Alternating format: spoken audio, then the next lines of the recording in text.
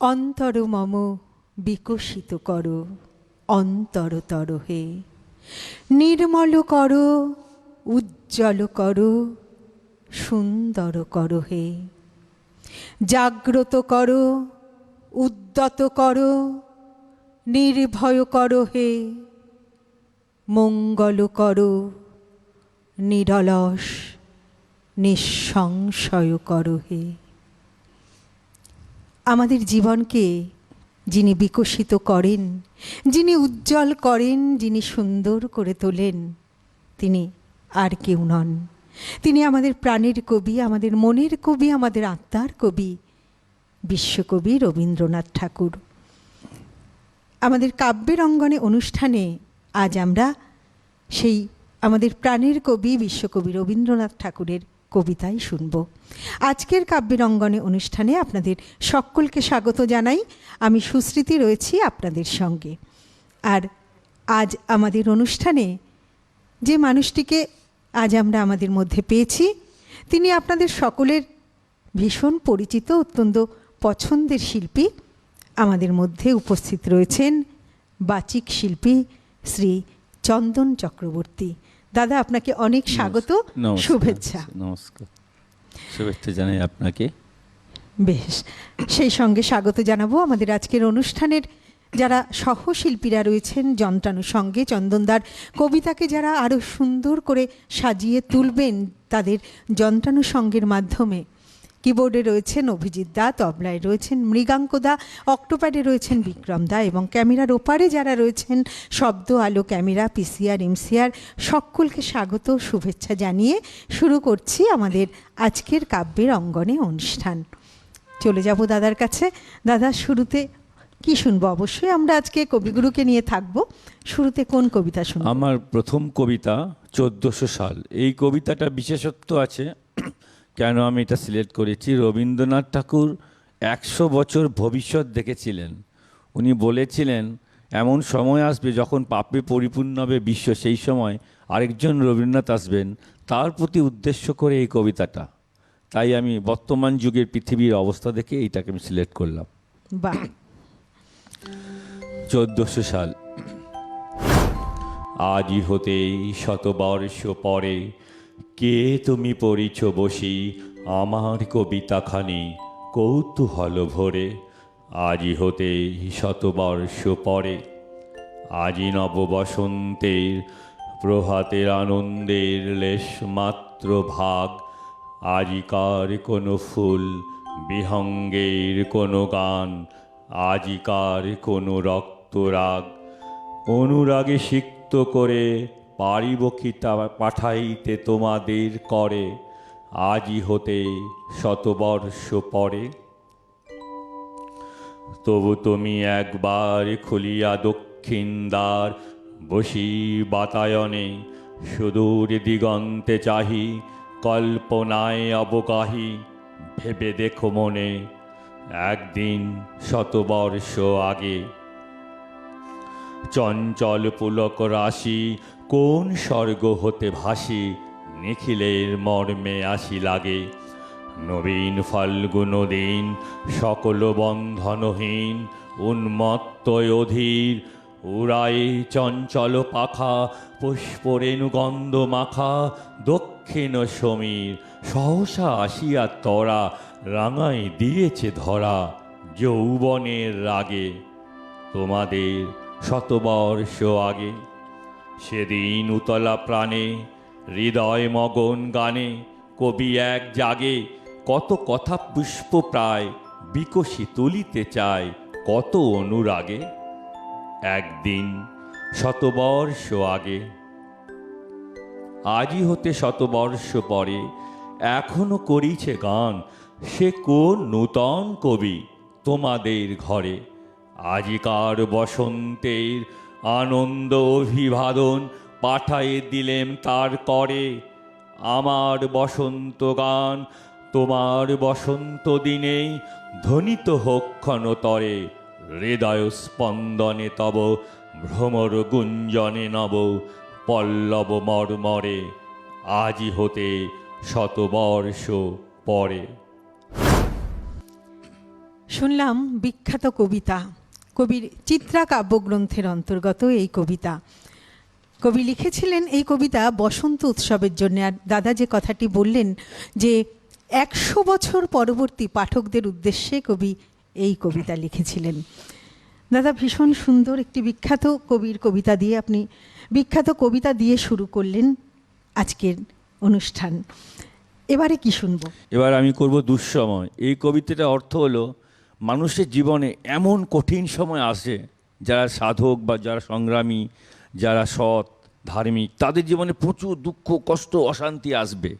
কিন্তু রবীন্দ্রনাথ বলেছে, ওরে বিহঙ্গ মোর, এখনই অন্ধ বন্ধ করো না পাকা। তোমাকে থেমে থাকলে চলবে না, এগিয়ে যেতে হবে, তেলেই তুমি শেষে তুমি জীবনে আলোর সন্ধান পাবে। এটাই এখানে কবিতা আমাদের মানে সবাইকে মানে বলতে চাইছেন যে এইভাবেই দুঃসময়।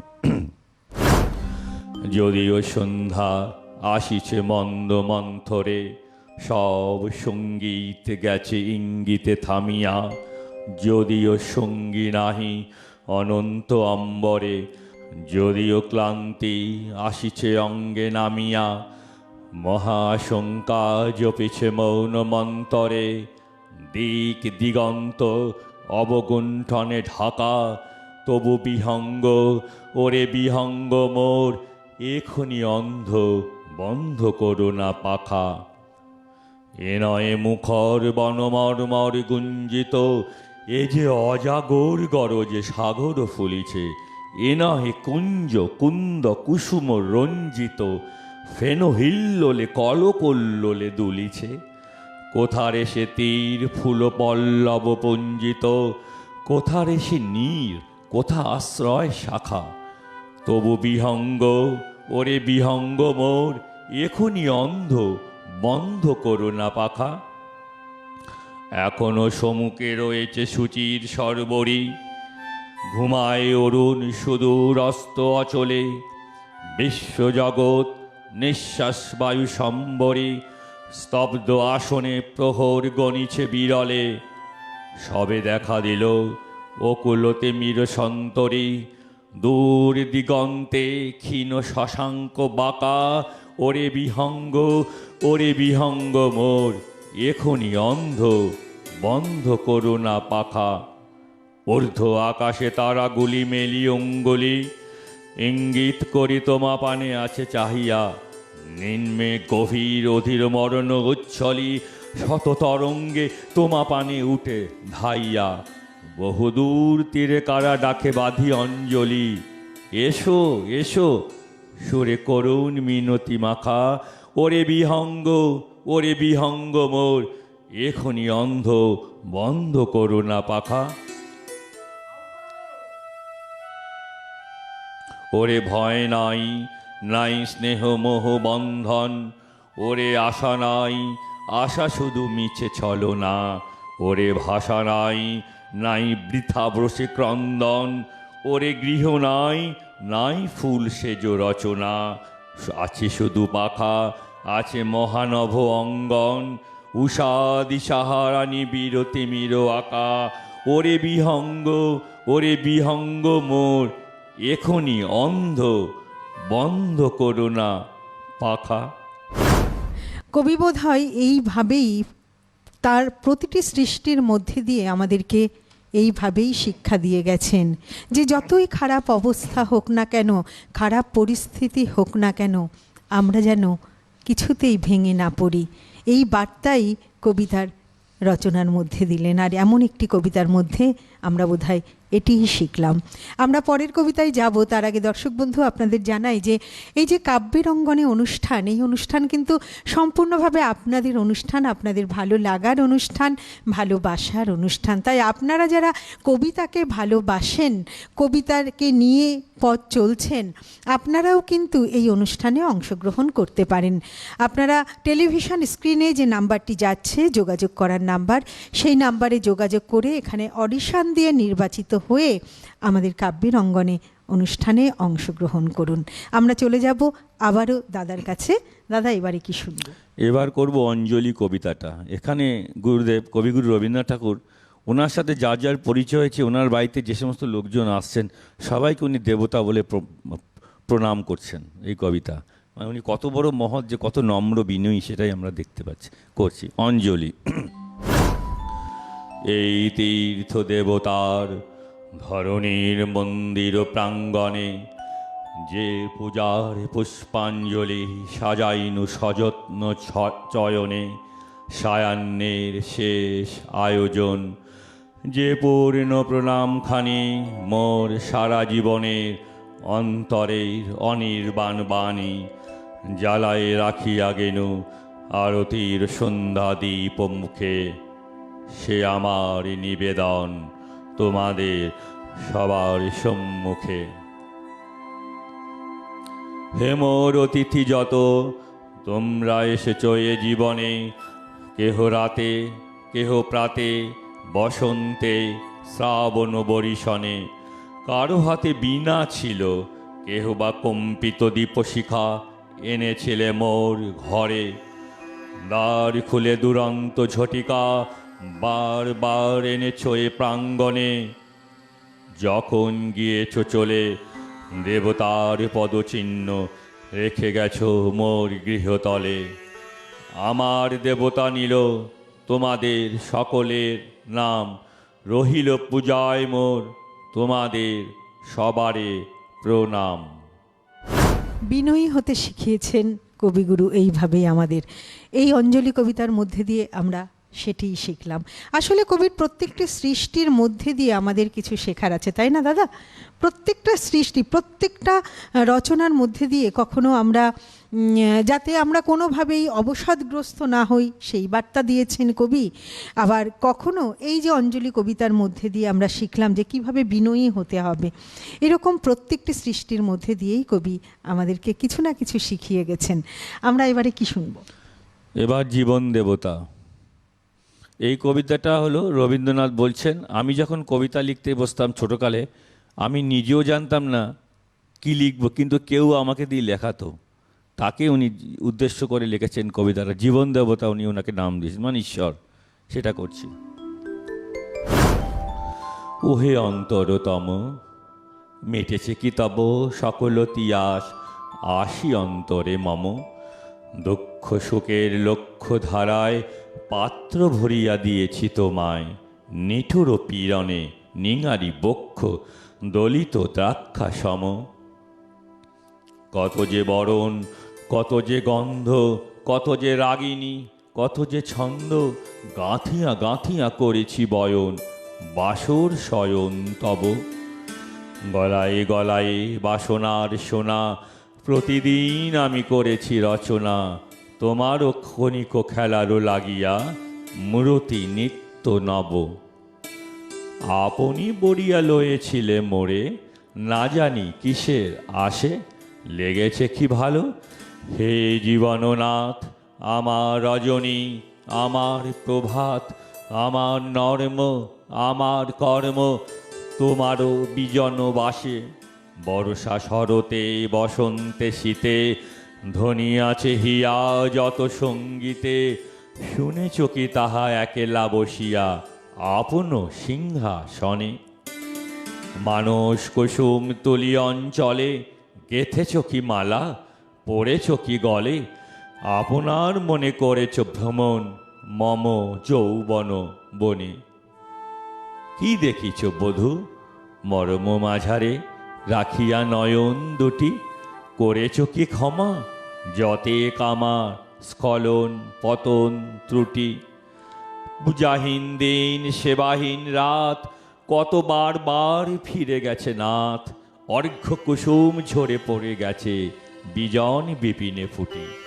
যে সুরে বাঁধিলে এ বিনাথ তার, নামিয়া নামিয়া গেছে বারবার। হে কবি, তোমারই রচিত রাগিনী আমি কি গাহিতে পারি। তোমার কাননে এসেছি বাড়ি গিয়া, ঘুমায় পড়েছি ছায়ায় পড়িয়া, সন্ধ্যাবেলায় নয়ন ভরিয়া এনেছি অশ্রু বাড়ি।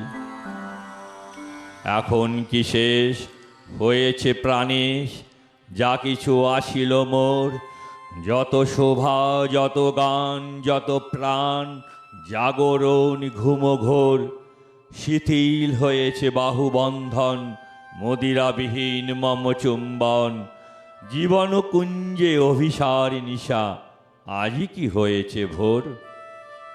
ভেঙে দাও তবে আজিকার সভা, আনু নবরূপ আনু নব শোভা, নূতন করিয়া লহ আর বার, চিরপুরাতন মোরে নূতন বিবাহে বাঁধিবে আমায়, নবীন জীবন ডোরে। এই যে এই কবিতার মধ্যে কবি এই যে শেষের লাইনে বললেন না, নতুন বিবাহে বাঁধিবে বাঁধিবে মোরে নতুন জীবন ডোরে। এইখানে বিবাহ বলতে তো কবি সেই প্রকৃত অর্থে যে দাম্পত্য সেটি থেকে বোঝাচ্ছেন না, কবি বোঝাচ্ছেন যে আমাকে নতুন জীবনে তুমি আমাকে বরণ করে নাও। মানে পরমাত্মার সাথে ওনার আত্মার মিলন। বিবাহ মানে অ্যাকচুয়ালি আমাদের হিন্দু ধর্মে যে বলে না, যদি দং হৃদয়ং নম, দুজন আত্মাকে এক হওয়াকে বলে বিবাহ। তো সেখানে রবীন্দ্রনাথ বিবাহ বলতে ঈশ্বরের সাথে তার একাত্মা হওয়াকে উনি এই কবিতাতে জীবন দেবতাকে মানে ওনাকে বলছেন আর কি। এইভাবে কবি আমাদের এই যে চলার পথে আমাদের প্রত্যেকটি মুহূর্তের যেমন তিনি আমাদের সঙ্গে আছেন, তেমনি তিনি আমাদের সঙ্গে আছেন আমাদের আধ্যাত্মিকতায়, জাগ্রত করে, একদম। আধ্যাত্মিকভাবে জাগ্রত করে, আমাদের পথ দেখায় কিভাবে চলতে হবে না হবে। একদমই তাই। আমরা দাদার কবিতা শুনবো, তবে তার আগে আপনাদের জানাই দর্শক বন্ধু, আপনারা যারা টেলিভিশনে অনুষ্ঠান দেখছেন, আপনারা টেলিভিশনের পাশাপাশি কিন্তু ইউটিউবেও আমাদের অনুষ্ঠান দেখতে পারেন।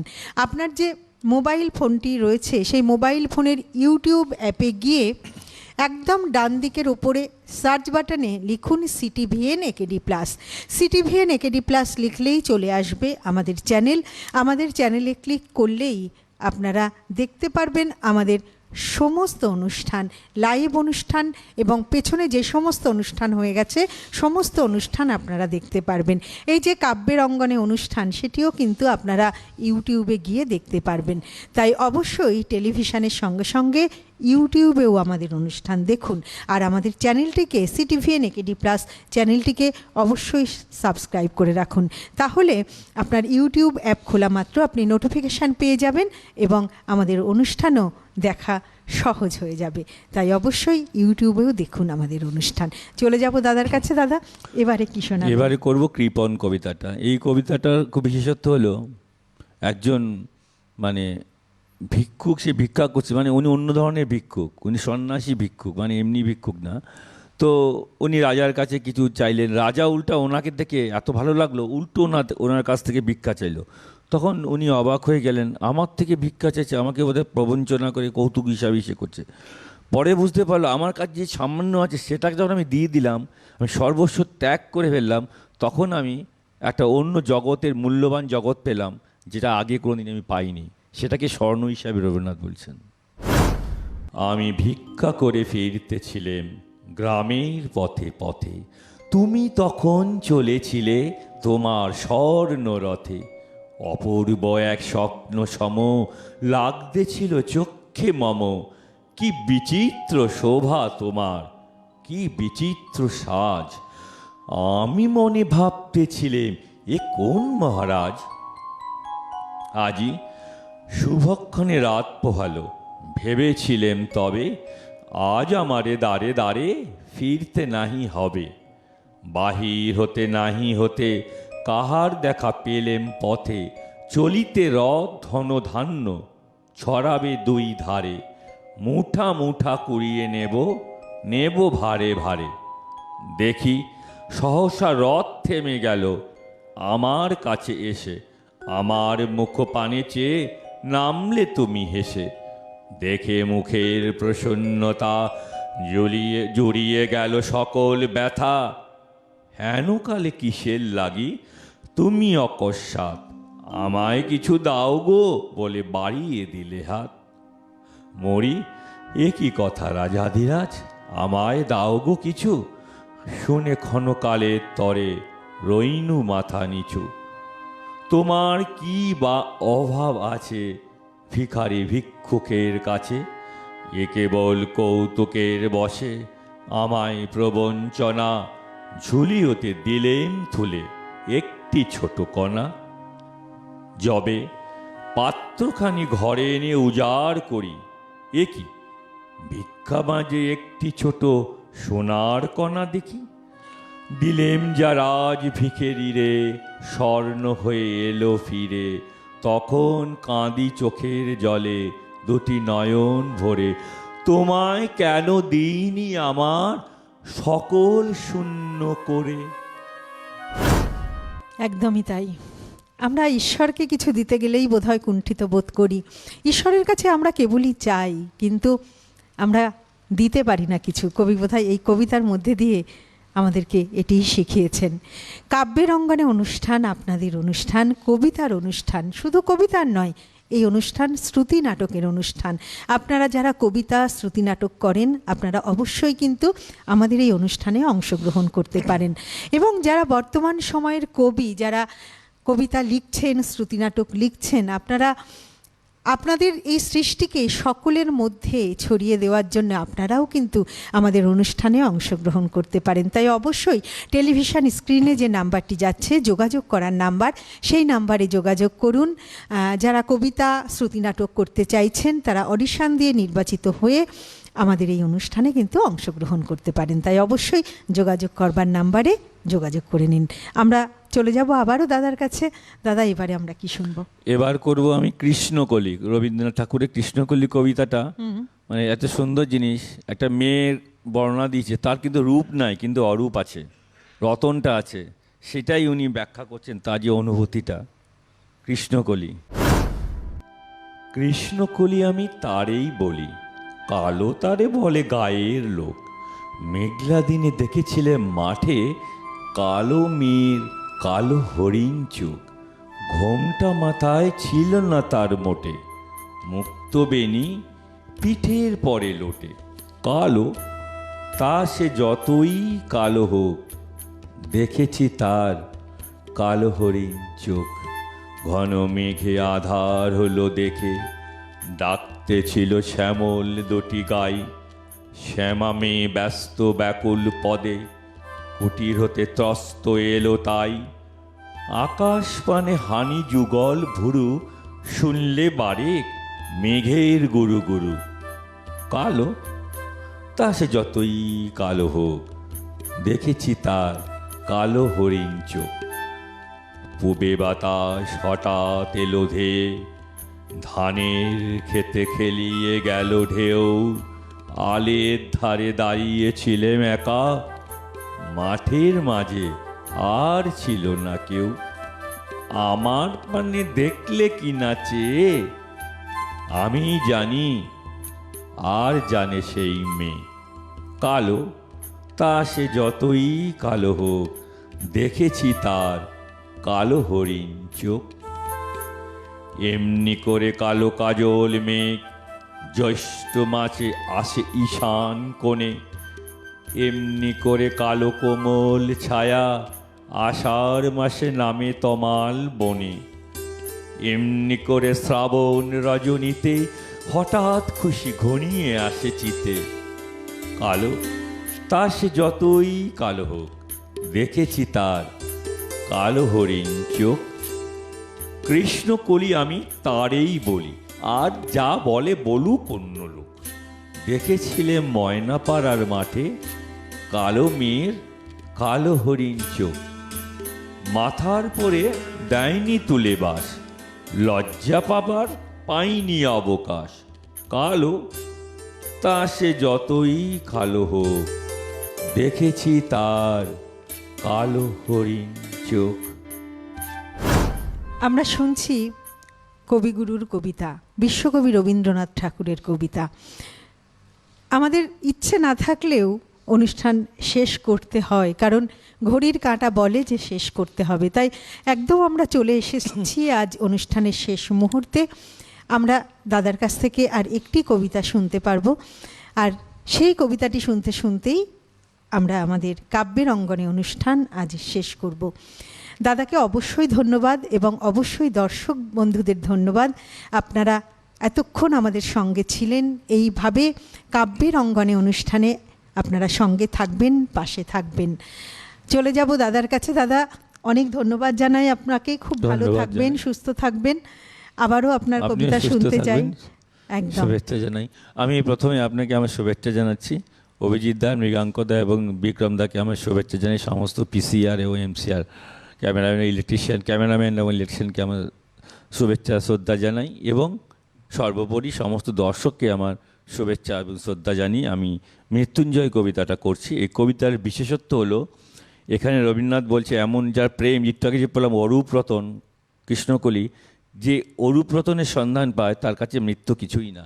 যেমন মরণরে তুহু মম শ্যাম ও সমান, প্রেম এমন জিনিস, এমন মধুর, এবং তার মৃত্যুটা তাদের কাছে মধুর হয়।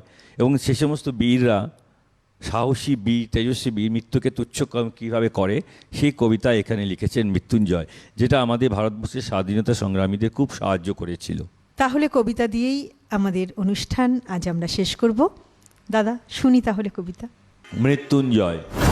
দূর হতে ভেবেছিন মনে, দুর্জয় নির্দয় তুমি, কাপে পৃথ্বী তোমার শাসনে, তুমি বিভীষিকা, দুঃখীর বিদীর্ণ বক্ষে জলে তব লেলিহান শিখা, দক্ষিণ হাতের শেল উঠেছে ঝড়েরও মেঘপানে, সেথা হতে বজ্র টেনে আনে, ভয়ে ভয়ে এসেছি দুরু দুরু বুকে তোমার সম্মুখে, তোমার ভ্রুকুটি ভঙ্গে তরঙ্গিল আসন্ন উৎপাত, নামিল আঘাত, পাজর উঠিল কেঁপে, বক্ষে হাত চেপে শুধালেম, আরও কিছু আছে নাকি, আছে বাকি, শেষ বজ্রপাত, নামিল আঘাত, এইমাত্র, আর কিছু নয়, ভেঙে গেল ভয়। যখন উদ্যত ছিল তোমার অশনি, তোমারে আমার চেয়ে বড় বলে নিয়েছি নুগনি, তোমার আঘাত সাথে নেমে এলে তুমি, যেথা মোর আপনার ভূমি, ছোট হয়ে গেছো আজ, আমার টুটিল সব লাজ, যত বড় হও তুমি তো মৃত্যুর চেয়ে বড় নও, আমি মৃত্যু চেয়ে বড়, এই শেষ কথা বলে যাব আমি চলে।